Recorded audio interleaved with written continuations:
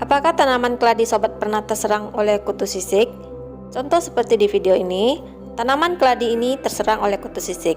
Nampak di sini kutu sisiknya hinggap di seluruh batang tanaman keladi ini. Bagaimana cara mengatasinya? Mari sobat, saya akan memberikan sedikit tips. Tonton terus Lucia Garden.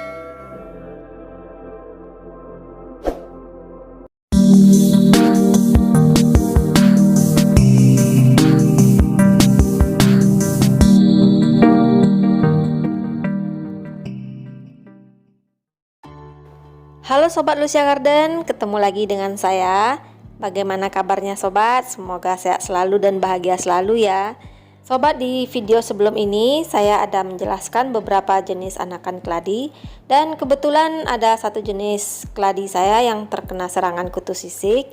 Dan sesuai janji saya di video sebelum ini, saya akan membuatkan video khusus bagaimana cara mengatasi tanaman keladi yang terserang kutu sisik. Coba sobat perhatikan bentuk kutu sisik yang ada di tanaman keladi seksi pink ini. Kutu sisiknya hinggap di seluruh batang tanaman keladi ini. Coba sobat perhatikan di sini kutu sisiknya menempel semua di batang-batang keladi ini. Bagi sobat yang mempunyai tanaman keladi yang sedang terserang kutu sisik, wajib segera mengatasinya karena kutu sisik ini sangat berbahaya sekali bagi tanaman. Kutu sisik ini bekerja menyerap nutrisi yang ada pada tanaman kita. Solusi mengatasi kutu sisik ini sangat mudah ya sobat. Yang pertama, sobat hanya perlu menyiapkan air yang bersih dan juga sabun cair deterjen. Bisa memakai merek apa saja. Kemudian sabun cair tersebut dilarutkan di dalam air yang bersih ini. Tidak perlu banyak sabunnya ya sobat. Cukup sampai berbusa atau berbuih begitu. Untuk memastikannya, sobat bisa mengaduk air ini. Apabila terasa kurang busa atau kurang buih, bisa ditambahkan lagi sabun cairnya. Kemudian diulang rasakan lagi apakah buihnya atau busanya sudah cukup. Apabila dirasa sudah cukup, sobat bisa mulai mencuci tanaman keladi yang terserang kutu sisik ini. Untuk langkah awalnya, sobat bisa membuka dulu media tanamnya atau dikeluarkan dahulu tanamannya agar media tanam tidak terkena busa atau buih sabun selama pencucian. Pada saat mengeluarkan tanaman ini dari media tanam, sobat harus hati-hati ya, karena takutnya akar-akar dari tanaman keladi ini putus karena akar dari tanaman keladi ini sangatlah halus dan juga lunak. Apabila sudah dikeluarkan, sobat bisa mulai mencucinya. Dimulai dari batang-batang yang terkena kutu sisik, disiram seperti ini ya sobat.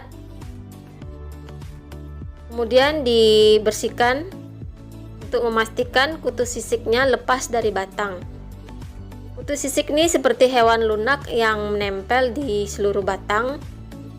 Ada juga yang mengatakan kutu sisik ini seperti lintah kecil yang menempel pada batang. Oleh karena bentuknya yang seperti lintah, bahkan kutu sisik ini juga bekerja sama seperti lintah, yaitu menyerap nutrisi pada batang tanaman. Tanda-tanda yang bisa dilihat apabila tanaman keladi sobat terkena serangan kutu sisik, yaitu warna dari daun keladi mulai pudar, kemudian daun mulai layu dan juga mulai menguning. Apabila tidak segera diatasi, maka tanaman keladi sobat akan mengalami kerontokan daun, bahkan tidak tersisa satu daun pun. Dan itu situasinya sama seperti keladi yang sedang dorman.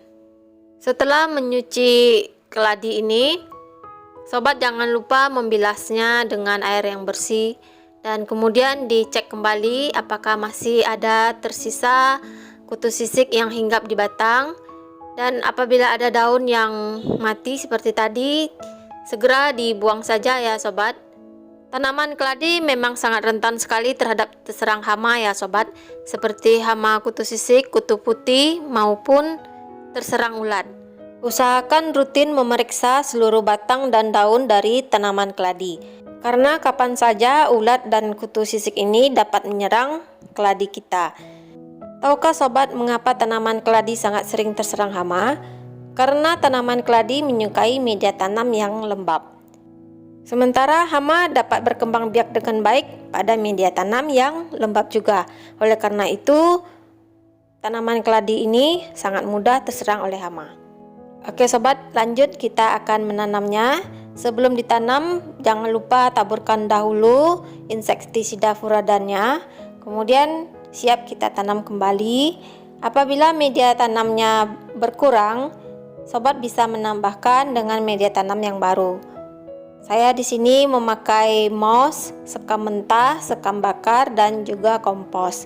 Jadi usahakan media tanam untuk keladi ini adalah bahan-bahan media yang halus dan lembut, karena akar dari tanaman keladi ini sangat halus dan juga bonggolnya cepat sekali mengeluarkan tunas. Oleh sebab itu tidak disarankan memakai media tanam yang padat. Karena saya telah menggunakan moss, maka saya tidak memakai kokopit lagi. Tapi bagi sobat yang tidak mempunyai moss, bisa menggantinya dengan kokopit. Karena fungsi dari moss dan kokopit sama ya sobat, yaitu untuk menyimpan kadar air di dalam media. Tanaman keladi sangat menyukai air dan juga suka terkena panas. Oleh sebab itu, dua hal tersebut, air dan panas atau sinar matahari, wajib untuk didapatkan oleh tanaman keladi ini. Oke, telah selesai kita menanamnya. Dikarenakan batang keladinya turun ke bawah atau jatuh ke arah bawah, maka saya akan mengikatnya dengan tali kain ini supaya batang keladi bisa berdiri kokoh kembali. Nanti akan saya sanggah dengan kawat bonsai supaya batang bisa berdiri dan tidak turun ke bawah. Selain menggunakan tali kain ini, sobat bisa juga menyanggahnya dengan ranting-ranting batang. Saya juga pernah melihatnya di tempat toko-toko bunga yang lain, juga sering tanaman keladi ini disanggah dengan ranting-ranting batang yang halus.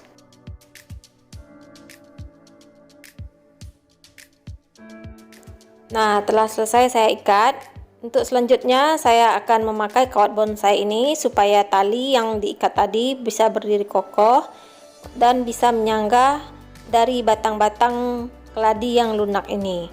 Nah, sudah selesai ya sobat. Nampak di sini batang keladinya telah berdiri kokoh kembali. Coba sobat perhatikan di sini tanaman keladinya memiliki 3 daun. Ya, seksi pink ini mempunyai 3 daun. Tadinya 4 karena sudah layu jadi saya buang, sehingga tersisa 3 daun. Nampak di sini daunnya yang 2 masih segar, sementara yang 1 sudah mulai pudar atau berkurang nutrisinya, tapi tidak apa-apa karena masih bisa dipertahankan. Seperti ini ya sobat, sanggahan dari kawat bonsainya supaya berdiri kembali batang-batang dari daun keladi ini. Nah, untuk memastikan tidak ada hama lagi, maka kita berikan lagi sedikit furadan di bagian atas. Seperti ini ya sobat.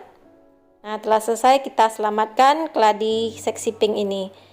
Mari kita letakkan kembali ke posisi semula di antara para jenis-jenis keladi yang lainnya. Karena apabila sobat mempunyai tanaman keladi yang terserang kutu sisik, wajib untuk segera memisahkannya supaya tanaman keladi yang lain tidak terserang. Jadi jangan lupa sobat rutin periksa anakan keladi maupun keladi-keladi yang sobat miliki di rumah. Karena keladi ini sangat rentan sekali terhadap terserang hama dan juga ulat. Coba sobat bayangkan apabila sobat tidak cepat mengatasi kutu sisik yang ada pada satu tanaman, maka semua tanaman sobat akan terserang oleh kutu sisik, dan itu sangat merepotkan sekali ya sobat.